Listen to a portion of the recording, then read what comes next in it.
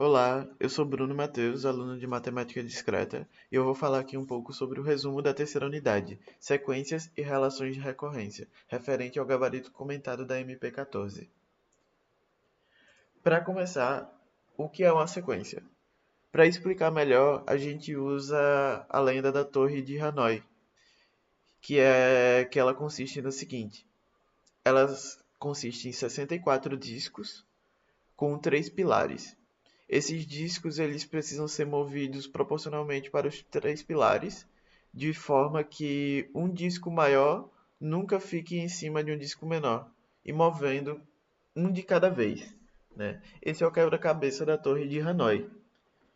E assim, o que importa para a gente é qual o número de mínimo de movimentos para resolver com N discos, né? Com isso, a gente resolve para um disco, depois para dois, depois para três, e a gente vai montando uma lista de respostas. E essa lista, ela é geralmente uma sequência.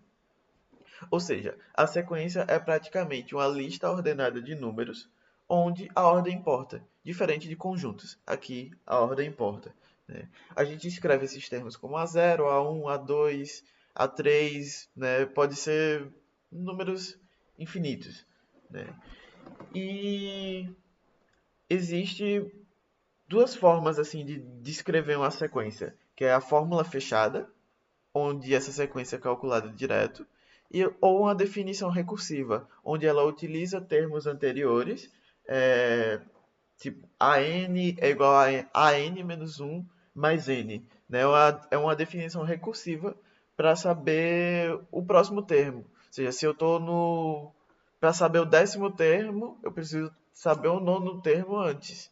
Né? Para isso, eu uso essa fórmula de definição recursiva. Né? Continuando aqui, a gente vai falar um pouco sobre progressão aritmétrica. Esse é o tipo mais simples de progressão que tem, que é quando a diferença do próximo termo, entre o termo e o próximo, é sempre a mesma. A diferença de 2 para 5 é 3, de 5 para 8 também é 3, de 8 para 11 também, e assim consecutivamente. Né?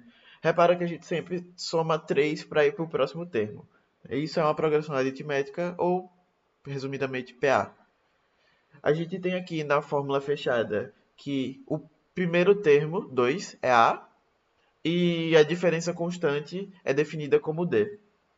Né? E aqui a gente tem também a fórmula da definição recursiva.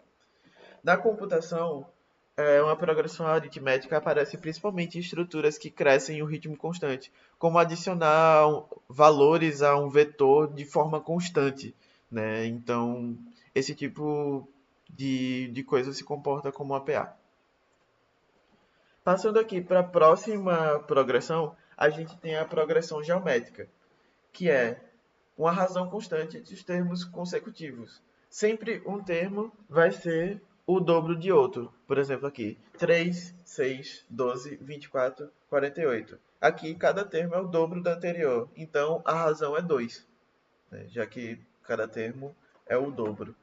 A gente tem aqui uma fórmula fechada. A n é igual a vezes r elevado a n. E praticamente a progressão geométrica é isso, onde cada termo é o dobro do anterior. E também tem a fórmula da definição recursiva aqui. E na computação, a progressão geométrica, ela aparece como o seguinte. Ela aparece em algoritmos que dividem um problema pela metade e a cada chamada, como merge sort, busca binária, e elas geram somas geométricas. Passando aqui para números triangulares, ele é um exemplo que não é aritmético. Eu tenho aqui, por exemplo, 3, que é a soma do triângulo, 6 triângulos e 10 triângulos nessa imagem. Né? A diferença desses termos não é constante, ela aumenta. Tipo, aqui ela é 1, ela soma 2. Aqui ela é 3, ela soma 3. Aqui ela é 6, ela soma 4. Né? Mas essas diferenças, assim, elas formam uma progressão aritmétrica. Né? E essa sequência dos números triangulares, porque cada termo representa o número de bolinhas que cabe no triângulo equilátero. Tipo, pensa num conjunto de pino de boliches empilhados. É, a fórmula fechada para isso é Tn igual a n vezes n mais 1 dividido por 2. Essa é uma fórmula que Gauss inventou, matemático Gauss. E para isso a gente tem um resultado bem definido aqui. Se uma sequência é ΔK constante, né, a fórmula fechada dela vai ser um polinômio de grau k. Uma sequência aritmética de ΔI constante, ela tem uma fórmula linear, a progressão aritmética.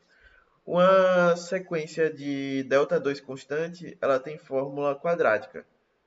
Né? E a sequência dos quadrados do tabuleiro xadrez, sendo ΔIII constante, ela tem uma fórmula fechada cúbica.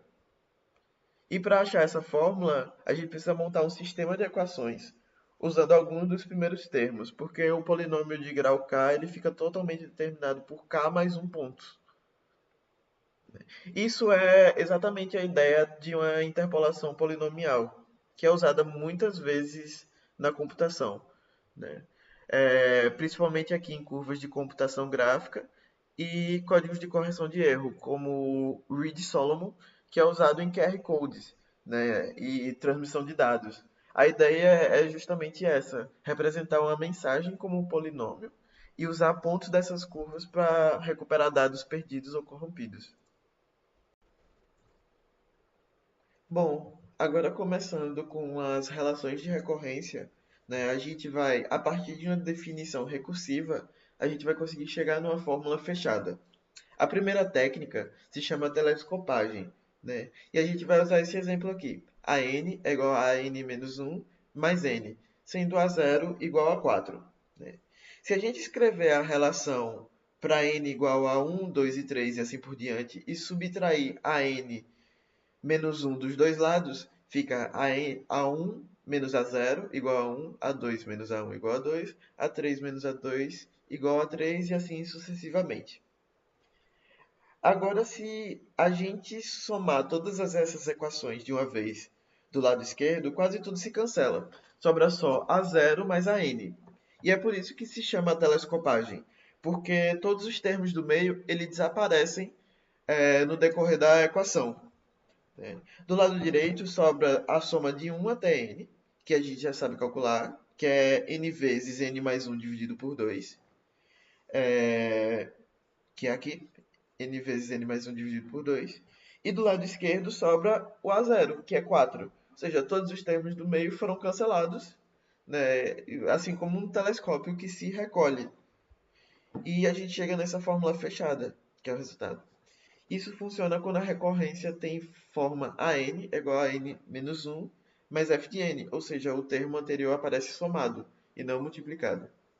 Então essa é a telescopagem. A segunda técnica, a gente usa a iteração. A segunda técnica é a técnica de iteração. Ela funciona geralmente quando a telescopagem não dá certo. Por exemplo, quando o termo anterior aparece multiplicado e não só somado. Né? Aqui a gente vai pegar a n igual a 3an menos 1 mais 2, com a 0 igual a 1. Aqui a gente já vai substituindo repetitivamente. A1 é 3a0 mais 2, a2 é 3 vezes 3a0 mais 2, que é igual a 9a0 mais 8. A3 é igual a 3 vezes 9a0 mais 8 mais 2, que no final vai ser 27a0 mais 26. Então, repetindo isso várias vezes, dá para perceber um padrão. A n é igual a 3 elevado a n vezes a zero, mais a soma geométrica da razão 3. No final, simplificando tudo, a gente tem que a fórmula fechada é a n é igual a 2 vezes 3 elevado a n. Isso simplificando a soma geométrica que sobra.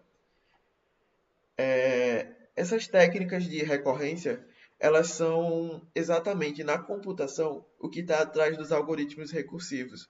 O que a gente aprendeu em função recursiva, em introdução à programação, é exatamente essa mesma lógica, porque ela vai ficar repetindo recursivamente. Né? Geralmente, o número de chamadas que ela faz vai satisfazer uma relação de recorrência.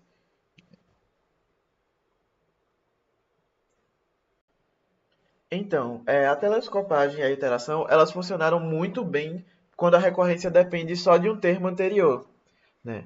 Quando ela depende de dois termos anteriores, elas não vão funcionar tão bem. Por quê? Porque iterar isso ficaria muito complicado. A fórmula, ela cresceria exponencialmente, né? E por isso que a gente usa essa outra técnica da raiz característica para recorrências que dependem de dois termos anteriores, né? É assim, esse tipo de recorrência, ela sempre envolve multiplicações constantes. Elas são definidas por alfa e beta, né? E é possível imaginar assim que essa solução tem forma r elevado a n para alguma constante r. Substituindo isso nessa recorrência e simplificando, a gente chega numa equação só em r chamada de equação característica. Para a recorrência de AN, que é essa aqui, a gente vai ter AN igual a alfa vezes AN menos 1 mais beta vezes AN menos 2. E a equação característica é x ao quadrado menos alfa de x menos beta igual a zero, sendo alfa e beta vindo da recorrência, né? E aqui a gente resolve um exemplo só para exemplificar, assim, demonstrar como é que faz. A gente tem aqui a n é igual a 7 vezes a n menos 1 menos 10 vezes a n menos 2, com a zero igual a 2 e a 1 igual a 3. A equação característica é x ao quadrado menos 7x mais 10 é igual a zero, que fatorando fica x menos 2 vezes x menos 5 igual a zero. E eu tenho meu valor de x, as raízes dessa equação são 2 e 5. É, quando temos duas raízes diferentes nessa situação, a solução geral é an igual a vezes r 1 elevado a n mais b vezes r vezes 2 elevado a n, né? Onde a e b elas são as constantes que a gente descobre usando as condições iniciais. Nesse caso, a gente monta um sistema de duas equações com a 0 e a 1. Também tem o caso em que a equação característica só tem uma raiz repetida, tipo, quando ela fatora como r menos x ao quadrado. Nesse caso, a fórmula ela muda um pouco. A solução é an vezes igual a vezes r elevado a n mais b vezes n vezes r elevado a n. Repara que tem um n extra multiplicando, que é o que permite resolver para as duas constantes, né? Nesse caso aqui, o exemplo. E assim, na computação, essa técnica da raiz característica é muito presente em Fibonacci, né, na sequência de Fibonacci. A relação de recorrência dela, Fn igual a Fn menos 1 mais Fn menos 2, é um exemplo clássico, assim. Tipo, é exatamente o formato que a raiz característica resolve. E quando você resolve a sequência de Fibonacci, aparece um número irracional, que é o φ, a razão áurea. Para finalizar, aqui a gente chega no último assunto da terceira unidade, que é a indução matemática.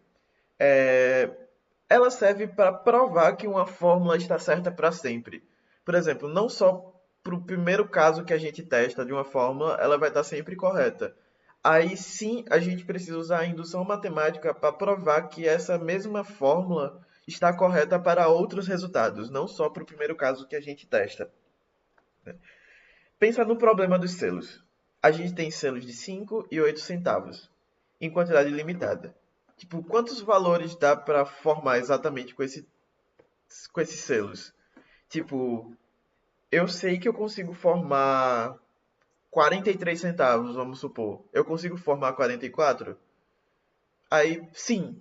Se pelo menos eu usei 3 selos de 5, eu troco esses 3 selos de 5 por 2 selos de 8 e o total sobe exatamente um centavo. Se eu usei pelo menos 3 selos de 8, troco 3 selos de 8 por 5 selos de 5, o total também sobe um centavo. Ou seja, a partir de 28 centavos para cima, eu sempre consigo passar de um valor para o próximo. Ou seja, eu sempre consigo somar mais um, independente da combinação, né? Essa é a ideia da indução, tipo, não provar o caso geral, mas sim mostrar como passar de um caso para o outro e manter a fórmula verdadeira, né? Aqui é a ideia do... Eu vou ter um caso base, né? Como se fosse um jogo de dominós. E esse caso base vai derrubar os dominós seguintes, se chama passo indutivo, né? É, formalmente, assim, uma prova por indução, ela tem duas partes. Tem um caso base, que é você provar diretamente com a afirmação vale para o primeiro valor de n, né? Aqui o valor de p, n de zero. E o segundo passo é o passo indutivo. Assumir que p de k, que não é de n igual a zero, n zero, né? É verdadeira. É uma hipótese indutiva e prova k mais um, né? Se conseguir provar essas duas coisas, ela conclui que a fórmula, a afirmação, ela vale para todo n maior ou igual que n zero, né? É exatamente tipo uma fila de dominós. Caso o caso base empurra o primeiro dominó, o passo indutivo garante que cada dominó ao cair vai derrubar o próximo. Então, todas as afirmações vão ser verdadeiras.